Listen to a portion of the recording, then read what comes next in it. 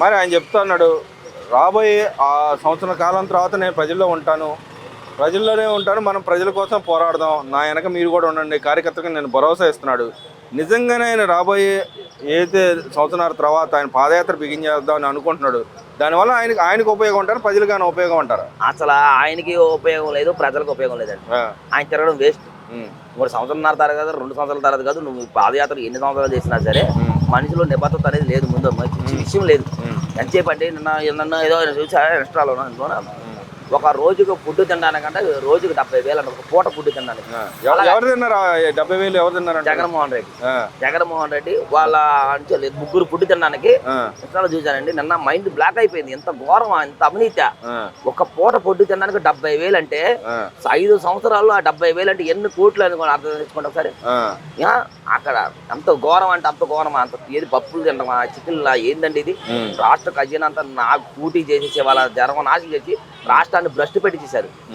అంటే మరి ఆయన ఏ విధంగా చెప్పగలుగుతున్నాడు అంటారు? మళ్ళీ నేనే వస్తాను, అధికారంలోకి వస్తాను, నేను ప్రజలకి నేను సేవ చేస్తాను, నన్ను నమ్మండి అని చెప్పి అన్నాడు. గతంలో మీరు నమ్మి ఓటేశారు, మళ్ళీ తర్వాత ఓడిపోయాడు. ఇప్పుడు మళ్ళీ అదే నమ్మకం ఆయన మీద ఉంటుందా, లేకపోతే ఈ గవర్నమెంట్కి ఆ గత గవర్నమెంట్కి బేరు చేసుకుని ఓట్లు వేసే అవకాశం ఉండదు అంటారు? లేదండి, ఈసారి జనాలు అయితే నమ్మే పొజిషన్ లేరు. అసలు 5 సంవత్సరాలు ఎందుకు వేసామని చాలా ఇబ్బందుల్లో ఉన్నారు. ఎందుకంటే ఏ రోజు కూడా ఎక్కడికి వెళ్ళినా దారి అమ్మట పడితే చెట్లు పొట్టలు నరికేసేసి పరదాలు కట్టుకొని తిరిగే ముఖ్యమంత్రిని ఈ 29 రాష్ట్రాల్లో ఎక్కడా లేరు. ఈ వింత ముఖ్యమంత్రి జగన్మోహన్ రెడ్డి గారు. అందుకే అలాంటి ఆయన్ని ఇంకా వచ్చే ఉద్దేశం లేదు. ఇందాక 11 ఉన్నాయి, నెక్స్ట్ అది కూడా రాకుండా చేద్దామని జనాల్లో గట్టి నిర్ణయం అయితే ఉంది. ఎందుకంటే ఈ ముఖ్యమంత్రి ఉన్నది వేస్ట్ కదా, అభివృద్ధి లేదు. 3 రాజధానులు నెలగానే టైం గడిపేశారు. ఇసుక మాఫియా, గంజాయి మాఫియా, లెక్కర మాఫియాలో చాలా మంది కిడ్నీలు కోల్పోయి ప్రజలు చాలా మంది. ఈ గవర్నమెంట్ కూడా అదే విధంగా చేస్తుందని చెప్తున్నాడు. లేదు సార్, ఇప్పుడు నెంబర్ 1 గవర్నమెంట్. వాస్తవంగా గవర్నమెంట్ పక్కన పెట్టండి, లెక్కర్ అయితే నెంబర్ 1 అందుతుంది, చాలా బాగుంది. తాగే వాళ్ళు పాత బ్రాండ్లన్నీ పడ్డాయి, తక్కువ రకానికి మద్యం అందిస్తున్నారు. ఇంకా అంతకంటే ఏం కావాలండి? అంటే జై బ్రాండ్లు అన్ని తెచ్చి ఎక్కడో జై బ్రాండ్లు ఎక్కడ లేని బ్రాండ్లు తెచ్చి వాటి మీద చాలా మంది ట్రోల్ కూడా చేశారు. ప్రతి దాంట్లో స్టోల్ కూడా చేశారు. జై బ్రాండ్లు, ప్రెసిడెంట్ బ్రాండ్లు, గవర్నమెంట్ బ్రాండ్లు ఏంటండి? క్యాపిటల్ క్యాపిటల్ బ్రాండ్లు ఎక్కడ లేని బ్రాండ్లు అని తెచ్చి నాశనం చేసేసి వాళ్ళ రాష్ట్రాన్ని భ్రష్టు పెట్టించేశారండి, సర్వనాశనం చేశారు. 5 ఏళ్లలో కూడా పిచ్చోడి చేతుల్లో రాయి అనే దానికి జగన్మోహన్ రెడ్డి చేతిలో గవర్నమెంట్ అన్నదాన్ని నిదానం చేయండి చూపించారు. అంటే అదే ఇప్పుడు ఆయన ఏ నినాదంతో మళ్ళీ జనాల్లోకి వస్తాడని మీరు భావిస్తున్నారు? సిగ్గు ఉండాలండి, రావాలంటే సిగ్గు ఉండాలి. జనాల్లో రావాలంటే ఏం చేసామని మనం తెచ్చుకున్నాం, ఏం చేసామని మనం గణంలోకి వెళ్ళడానికి సిగ్గు ఉండాలి. ఏం చేశాడని రావడానికి జనాల్లోకి? ఏమైనా అభివృద్ధి చేశాడా? ఏమైనా క్యాపిటల్ కట్టాడా? ఏమైనా రాజధాని ఏమైనా డెవలప్ చేశారా? పలానా రాజధాని నిలబెట్టారా? ఒక్క కార్యక్రమాన్ని మీరు చేశారని చెప్పండి, సిగ్గు ఉండాలి. తిరుపతి నాశనం చేశారు. ఈ గవర్నమెంట్ చెప్పుకున్నారు ఆయన చేసిన పనులన్నీ, ఆయన తెచ్చినవన్నీ ఇప్పుడు వీళ్ళు చెప్పుకొని తిరుగుతున్నారంట కదా. వీళ్ళు చేసి ఆయన చేసిన చెప్పుకోవడమే తప్ప చెప్పుకోవడం తప్ప ఇది కూడా వేసుకోమనండి. అన్ని వాళ్ళే వేసుకోమని, గూగుల్ వాళ్ళే తెచ్చారు అని వేసుకోమనండి. ఒప్పందాలు ఎవరు చేశారు ఉంటాయిగా, లెక్కలు ఉంటాయి, పత్రాలు ఉంటాయిగా, ఆచార్య ఎవరెవరు చేశారుగా. ఇవాళ గూగుల్ మొత్తం చపాస్ అని చెప్పుకుంటుంది, వైజాగ్ మొత్తం ముక్కు మీద వేసుకుంటుంది. చెప్పేసుకోమని చెప్పుకోవడానికి ఏం చేశారండి? ఎవరు గవర్నమెంట్లో వచ్చింది 5 ఏళ్లలో ఎవరు చేశారు కాదండి. ఎవరి గవర్నమెంట్లో ఏది ఓపెనింగ్ అయిందో, ఎవరి గవర్నమెంట్లో ఏది వచ్చిందో అదే రికార్డులోకి ఎక్కింది. పోలవరం కూడా తెలుగుదేశం గవర్నమెంట్ పక్కా ప్రణాళికతో కంప్లీట్ చేద్దామని ఒక ఆలోచనతో గట్టి నిర్ణయంలో ఉంది. అంటే మరి ఇక్కడ ఇంకో పాయింట్ చూస్తే, స్పీకర్ గారు మాట్లాడుతూ ఉన్నారు, నిన్న పార్లమెంట్ కమిటీ సమావేశంలో మాట్లాడుతూ ఉన్నారు.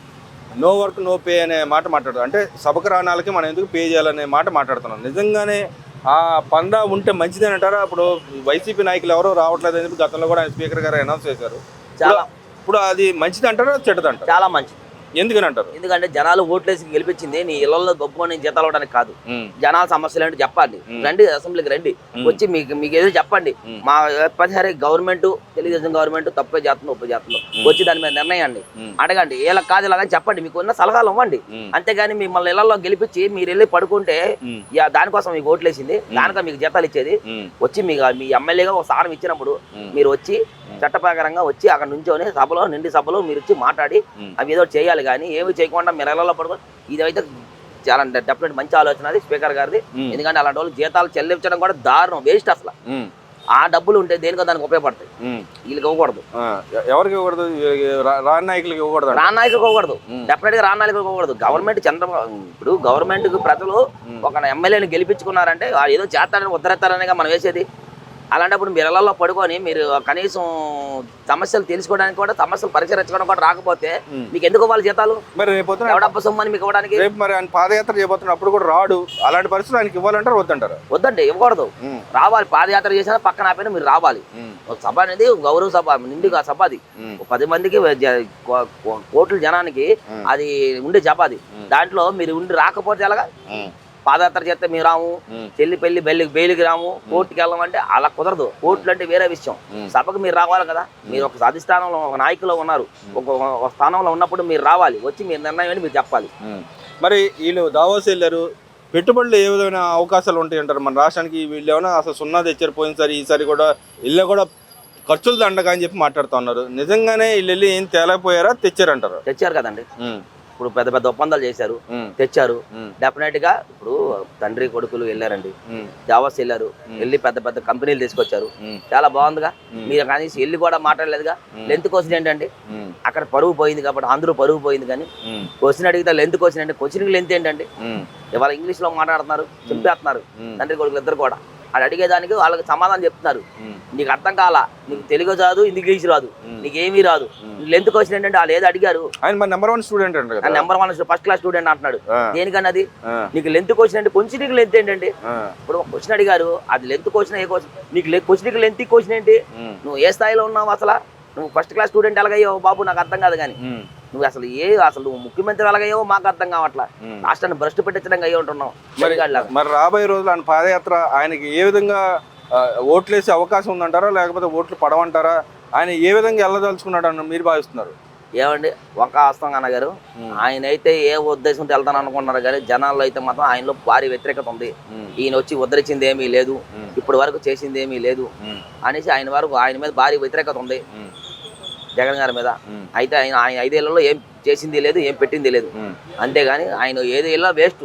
పాదయాత్ర చేసేది ఏదో అలా కార్యకర్తలని ఉత్సాహపరచడానికి పెట్టడం తప్ప, రప్ప రౌడీయోజం చేయడానికి తప్ప, వీళ్ళ దారాల్లో నిన్ను కొట్టుకుని తిట్టుకుని వెళ్ళడం చేయడానికి తప్ప, ధర్నా గొడవలు చేయడానికి తప్ప వేరే యాత్ర కాదు అది. గొడవల యాత్ర ఆయన పెట్టేదంతా గొడవల యాత్ర. అంటే ఒక పక్కన కోర్టులకు వెళ్ళాల్సిన పరిస్థితి ఆయన ఉంది, ఇంకో పక్కన ఏదైతే మన అసెంబ్లీకి రావాల్సిన పరిస్థితి ఉంది. ఈ రెండు అసలు సైమల్టేనియస్గా నడపగలను అనుకుంటున్నారు, లేకపోతే నాకు అవసరం లేదు, ప్రజలతో సంబంధం లేదు, నా నాయకులతో సంబంధం లేదు, నేను నాకు ఓట్లు వేసిన వాళ్ళతో నాకు సంబంధం లేదు, నా యాత్ర నాదే, నా వ్యవహారం నాదే అన్నట్టుగానే ప్రవర్తించే అవకాశం ఉందంటారా? అంతే కదా. ఇప్పుడు ఆయన ప్రజలతో సంబంధం లేదు, రాకపోయినా ఇప్పుడు యాత్ర తిరుగుతున్నాడంటే ప్రజలతో సంబంధం లేదు కదా. నువ్వు అది ఆపేసి రా ఇక్కడికి వచ్చి నుంచో నిలబడ్డా మాట్లాడావంటే ప్రజలతో నీకు సంబంధం ఉన్నట్టు. నువ్వు రావు కదా. కోర్టు అంటే లెక్కలు లేవు. కోర్టు అంటే ఆయనకి లెక్కే లేదు. కోర్టులో అసలు ఆయనకి లెక్కే లేదు కదా. ఆయనకి ఏం సంబంధం ఉంది ఇప్పుడు? వెళ్ళడా ఆయన? ఓవరాల్గా రేపు ఆయన పాదయాత్ర సక్సెస్ అవుతుంది, ఫెయిల్యూర్ అయిద్దండి. డెఫినెట్ గా ఫెయిల్యూర్ అయింది. ఒకసారి అంటే ఏదో అలిగారు కానీ అది కూడా లేదు. జనాలు ఏదో 100-200 పెట్టి వెనకాల పెట్టుకొని తిప్పుకొని బిర్యానీ ప్యాకెట్లు తిప్పుకున్నారు కానీ సరే అది కూడా లేదు. ఎందుకంటే సూపర్ గవర్నమెంట్, టీడీపీ గవర్నమెంట్ చాలా బాగా పనిచేస్తుంది. రాబోన్న రోజుల్లో కూడా చాలా అభివృద్ధి చేస్తుంది, బాగుంది. అంతేగాని అది ఆయన ఫెయిల్యూర్. ఏదో ఆయన కార్యకర్తలు ఉత్సాహపరచడానికి ఇంకా నీరుజారిపోవడానికి తప్ప ఇంకో 20 ఏళ్ళు కూడా జగన్మోహన్ రెడ్డి రాడండి. జగన్మోహన్ రెడ్డి సోదులు లేడు. అది మరి డెఫినెట్గా అది చెప్పగలుగుతున్నాం. అది మర్చిపోవాలి. ఇంకా ఆయన ఏదైనా గవర్నమెంట్ ఎన్ని రోజులు పరిపాలన చేస్తుందన్న, టైం బాండ్ పీరియడ్ ఎన్ని రోజులు ఉంటుంది అంటారు? ఇప్పుడు గవర్నమెంట్ ఎక్కి నిన్న 2 సంవత్సరాలు కూడా కాల. ఎన్ని రోజులు పనిచేస్తుందంటే 5 సంవత్సరాలు గవర్నమెంట్ పనిచేస్తుంది. ఈ 2 సంవత్సరాలు కూడా కాల. ఈ 2 సంవత్సరాల్లోనే చాలా స్పీడ్గా పనిచేస్తుంది ఈ గవర్నమెంట్, చంద్రబాబు నాయుడు గారి గవర్నమెంట్. ఎందుకంటే అభివృద్ధి కార్యక్రమాలన్నీ ఒక పక్క పింఛన్లు కానీ, పథకాలు కానీ, ఉచిత బస్సు అని కానీ, మహిళలకి ఉచిత బస్సు అని కానీ, దీపం పథకం కింద గ్యాస్ బండ్లు కానీ అన్ని పథకాల కింద అన్ని రకాలుగా బాగానే ఉంది. అంటే ఎవరైనా ఓట్లు వేసేటప్పుడు ఏ విధమైన దాని గురించి ఓట్లు వేస్తారో, లేకపోతే ఫ్యూచర్ గురించి ఓట్లు వేస్తారా, పరిపాలన గురించి ఓట్లు వేస్తారా, లేకపోతే సంక్షేమ పథకాల గురించి ఓట్లు వేస్తారా, లేకపోతే సంక్షేమ పథకాల అభివృద్ధి 2 చూసి ఓట్లు వేస్తారా? మామూలుగా జనాలు ఎవరు చూసినా సంక్షేమ పథకాలు అభివృద్ధి 2 కలిపి చూసి ఓటేస్తారు. పథకాలు కూడా బాగానే ఉంటాయి, అభివృద్ధి జరగాలి. ముందు ఫ్యూచర్ బాగుండాలి కదా, పిల్లల ఫ్యూచర్ బాగుండాలి, రాష్ట్రం అభివృద్ధి చెందాలి. ఉన్న రాష్ట్రాలు 29 రాష్ట్రాల్లో నెంబర్ 1 రాష్ట్రం ఆంధ్రప్రదేశ్ రావాలని అందరూ జనాలకు కళ ఉండదు. నెంబర్ 1 రాష్ట్రంకి ఎదగాలి. ఇప్పుడు హైదరాబాద్ ఉందండి, ఐటీ సిటీ కానీ, ఐటీ ఆఫీస్ కానీ అన్ని చాలా వరకు ఉన్నాయి కదా. ఇక్కడ కూడా దాన్ని మించి తలదేనేలాగా బాగుండాలి. 29 రాష్ట్రాలలో ఆంధ్రప్రదేశ్ రాష్ట్రం అనేది అభివృద్ధి చెందాలి, నెంబర్ 1గా రావాలి. ఇండియాలోనే నెంబర్ 1 స్థానం ఏంటంటే ఆంధ్రప్రదేశ్ రావాలని జనాల్లో అందరికీ ఆశగా ఉంటారు. కాబట్టి మంచి చేసే వాళ్ళకి ఓటేయాలనే ఆ నిర్ణయంతోనే ఈ పార్టీ గెలిపించారని అనుకుంటున్నాను. అంటే ఇక్కడ మామూలుగా జనాలకి ఎవరికైనా వాళ్ళు సంపాదించిన సంపదను కొంత మిగిలాలని కోరుకుంటుంటారు. ఈ గవర్నమెంట్ ఇచ్చిన పథకాల వల్ల ఏమైనా మిగిలే అవకాశం ఏమైనా కనిపించిందా, మీకు ఏమైనా మిగులుతున్నాయా? డెఫినెట్గా మిగిలిందండి. ఎందుకంటే ఇంటికి వచ్చేసరికి వెళ్ళలేదన్నా సరే సంవత్సరానికి చూసుకుంటే 5 ఏళ్లలో ఒక్కొక్క ఇంటికి సంవత్సరానికి మామూలుగా ₹1,00,000 ట్రైన్ మిగులుతుంది. ఏదైనా పెన్షన్లు కానీ, తల్లికి వందనం డబ్బులు కానీ, ఇంకా ఏదైనా కానీ ఇప్పుడు ఏదైనా వచ్చిందంటే గబగబా సీజన్ బట్టి ఏదైనా అందించడం కానీ బాగా జరుగుతుంది. ఇప్పుడు ఉచిత బస్సు చేశారు. ఇక్కడ నుంచి వైజాగ్ వెళ్ళాలంటే ₹400-500 అవుతుంది. ఒక లేడీస్ వెళ్తుందంటే తక్కువ ఖర్చు మిగిలింటే కదా. చాలా రేపు మన పండగలు కానీ వాటి కానీ యాత్రలు కానీ చాలా ఫ్రీగా తిరుగుతున్నారు జనాలు కూడా. ఇప్పుడు లేడీస్ కూడా విపరీతంగా తిరుగుతున్నారు. ప్రతి గుళ్ళు ఖాళీ ఉండట్లేదు. అంటే మరి వైసీపీ నాయకులు మాట్లాడుతూ ఉన్నారు, అసలు వీళ్ళు గవర్నమెంట్ వచ్చిన పరిపాలనే లేదు, పథకాలు ఏం అందట్లేదు, అసలు ఏం జరగట్లేదు, జనాలందరూ ఏడుస్తున్నారు అని చెప్తున్నారు. నిజంగానే జనాలందరూ బాధల్లో ఉన్నారా? ఈ పథకాలు ఏమి అందట్లేదంటారా? అందరికి అందుతున్నాయండి. అందరికి బాగా అందుతున్నాయి. పథకాలు ఏమి అందకపోయేదానికి వైసీపీ గవర్నమెంట్ లో పథకాలు అందట్లేదు. నాకు ఐటీ రిటర్న్స్ ఉందని చెప్పి నా తల్లికి వందన డబ్బులు మా పిల్లలకి ఇవ్వకుండా తీసి ఆపేసేసాను నన్ను. ఇప్పుడు కూడా నాకు ఆ డబ్బులు అందట్లేదు. ఇప్పుడు కూడా మాకు డబ్బులు అందట్లేదు. ఇప్పుడంటే సరే ఈ గవర్నమెంట్ వచ్చింది చూస్తున్న ప్రాసెసింగ్ ఉంది, కానీ కావాలని ఆ టైంలో మమ్మల్ని కావాలని ఇచ్చి చాలా మందికి పింఛన్లు ఎగ్గొట్టిన గవర్నమెంట్ వైసీపీ గవర్నమెంట్. చాలా మందికి పింఛన్లు లేపేశారు. దాదాపు 5 లక్షల మందికి అయిన చిల్లర చిలుక పింఛన్లు లాప్ చేసి కానీ ఏదో రకంగా ఏదో ఒక లోపం లసుగులతో పింఛన్లు లాప్ చేశారు. ఆ గవర్నమెంట్ మాత్రం చాలా ఇబ్బందులు పెట్టింది. ఈ గవర్నమెంట్ చాలా బాగుందండి. పింఛన్లు పెంచారు, డబ్బులు పెంచారు. పెంచుతానన్నాడు. పింఛన్లు ఎక్కడ పెంచాడంటే 500 పెంచుకొని 250 పెంచుకొని వచ్చాడు. ఎక్కడ పెంచాడా? పింఛన్లు పెట్టింది టీడీపీ గవర్నమెంట్, దాన్ని పెంచింది టీడీపీ గవర్నమెంట్. అంటే నేను గతంలో బటన్ నొక్కిన, ఈ గవర్నమెంట్ ఏం బటన్ నొక్కట్లేదు స్టార్టింగ్లో మాట్లాడారు. ఇప్పుడు అసలు ఏ పనులు చేయట్లేదు, లాండ్ ఆర్డర్ లేదు, రాష్ట్రం అధోగతి పాలవుతుంది, అప్పులు పాలు చేస్తున్నారు, ఇప్పుడు మాట్లాడుతున్నారు. అసలు నిజంగానే బటన్ నొక్కే వ్యవహారం మంచిది అంటారా, లేకపోతే వివిధ దేశాలు పోయి పెట్టుబడులు తీసుకురావడం, ఇంకో పక్కన యువతకు ప్రాధాన్యత ఇవ్వడం, ఇంకో పక్క రైతులను అందరినీ వాళ్ళకి సంబంధించిన అంశాల మీద వాళ్ళకి డబ్బులు అరేంజ్ చేయడం కానీ ఇలాంటివి జరగాలంటారా? మంచి పాయింట్ అడిగారు. బటన్ నొక్కితే ఏమైందండి? ఇంట్లో ఉండి బటన్ నొక్కితే సరిపోయిద్దా? ఇవాళ పింఛన్ వచ్చిందంటే 1 తారీఖున వచ్చిందంటే ఒక్కొక్క రోజు ఒక్కొక్క నెల ఒక్కొక్క జిల్లాకి వెళ్ళి ఆయన ఆ దగ్గర ఉండి ఆ కార్యక్రమం ఆ వీధుల్లో వెళ్ళి ఆ ఇళ్లలో తిరిగి వాళ్ళతో మాట్లాడుకొని ఇవాళ పింఛన్ వదులుతున్నారు. ఏ రోజైనా నువ్వు బటన్ నొక్కడం తప్ప ఏమైనా చేశారా? ఎవరికైనా బటన్ నొక్కడమే. వాళ్ళు ఆటో వాళ్ళకి ఆటో వాళ్ళకి ఇచ్చారంటే డైరెక్టర్గా ఆటోలు వేసుకొని వచ్చి ఒక సభ పెట్టి ఇచ్చారు. నువ్వేనా బటన్ నొక్కడమే కానీ ఏం చేశారు ఏ రోజైనా? ఏదో బటన్ నొక్కితే సరిపోయిద్దా? బటన్ నొక్కడం కాదండి. ఇవాళ దివస్ అనే 0 డిగ్రీస్ చలిలో దివస్గా దేవస్థ వెళ్ళి అక్కడికి వెళ్ళి మీకు కొన్ని పెట్టుబడి కార్యక్రమాలు కానీ కొన్ని పెట్టుబడి ప్రాజెక్టులు కానీ కొన్ని కంపెనీలు తీసుకురావడానికి పెద్ద పెద్ద ఒప్పందాలు చేసుకుని వస్తున్నారంటే 0 డిగ్రీ మైనస్ లో వెళ్ళి వస్తున్నారంటే ఎంతవరకు ఇది గొప్ప విషయం, చాలా గొప్ప విషయం.